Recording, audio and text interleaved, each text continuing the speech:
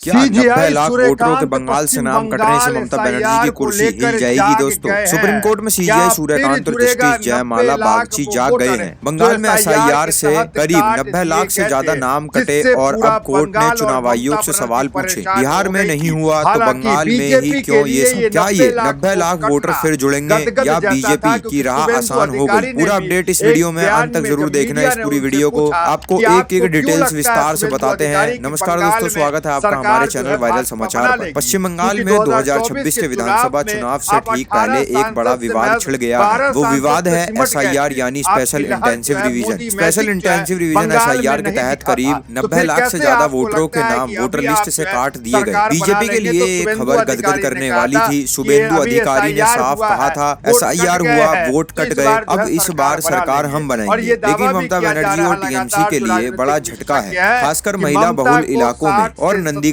जैसी सीटों पर असर दिख रहा है। सुप्रीम कोर्ट की सुनवाई। अब आते हैं सबसे बड़े अपडेट पर। सुप्रीम कोर्ट में याचिका लगी 90 से 91 लाख नाम कटने को लेकर सीजीआई सूर्यकांत की बेंच ने सुनवाई की। जस्टिस जयमाला बागची ने चुनाव आयोग से सख्त सवाल पूछे। कोर्ट ने कहा बिहार और दूसरे राज्यों में एसआईआर की प्रक्रिया वैसे ही थी तो बंगाल में ही लॉजिकल डिस्क्रिपेंसी कैटेगरी क्यों बनाई गई? 2002 के रोल में भी नाम था तो डॉक्यूमेंट नहीं मांगे। ये प्रक्रिया सिर्फ पश्चिम बंगाल में ही क्यों लागू हुई? यानी कोर्ट भी यह सवाल कर रहा है कि राज्यों के अनुसार क्यों चुनाव आयोग अपनी एसआईआर की प्रक्रियाओं में फेरबदल कर रहा है। कोर्ट ने भी ये कहा है कि वोट देना सिर्फ अधिकार नहीं बल्कि एक भावनात्मक मुद्दा भी है। जस्टिस बागची ने साफ संकेत दिया है कि बंगाल में जो हुआ वो दूसरे राज्यों में नहीं होना चाहिए। एक महिला यास्मीन की याचिका पर सुनवाई करते हुए कोर्ट ने कहा हमें एक मजबूत अपीलीय फोरम की जरूरत है। हम चुनाव की धूल और आक्रोश से अंधे नहीं हो सकते। अभी तक कोई अंतिम फैसला नहीं आया है, लेकिन कोर्ट के तेवर चुनाव आयोग के खिलाफ दिख रहे हैं। आगे सुनवाई में क्या होगा वो देखना दिलचस्प होगा। इसके पीछे टीएमसी का रिएक्शन। टीएमसी की तरफ से अभिषेक बनर्जी ने बड़ा बयान दिया है। उन्होंने कहा है अगर टीएमसी फिर जीत जाती है तो वोटर लिस्ट से हटाए गए सभी लोगों के नाम वापस जोड़ दिए जाएंगे। अभिषेक ने चुनौती दी बीजेपी और चुनाव आयोग बताए कि 90 लाख लोग सब बांग्लादेशी हैं क्या? 93% नाम हिंदुओं के काटे हैं तो क्या वो भी बांग्लादेशी या रोहिंग्या है?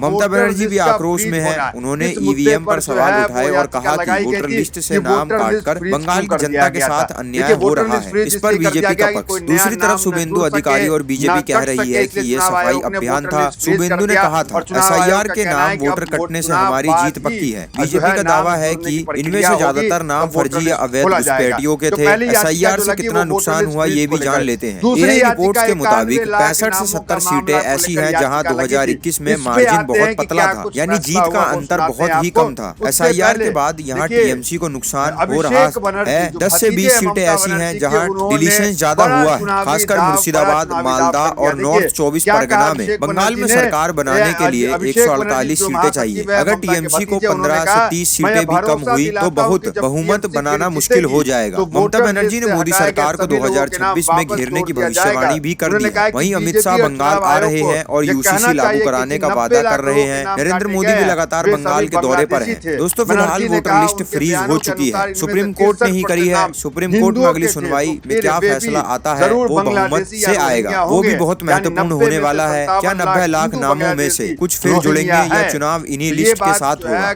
आपको क्या लगता है एसआईआर सही था या टारगेटेड? कमेंट में जरूर बताएं। अगर वीडियो पसंद आया हो तो लाइक करें, शेयर करें ज्यादा से ज्यादा लोगों तक और चैनल को सब्सक्राइब करना ना भूलें। बेल आइकन दबाएं ताकि अगली वीडियो की नोटिफिकेशन आपको मिल सके।